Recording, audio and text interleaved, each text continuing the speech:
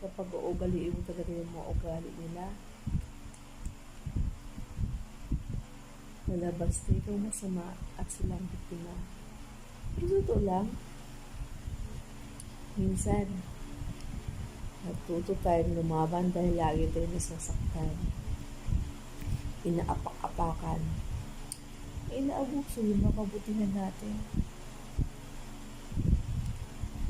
Lahat ibibigay natin. Lahat ng tulong na makakaya natin. Pero, pag wala na silang mapala, para ka ng basura.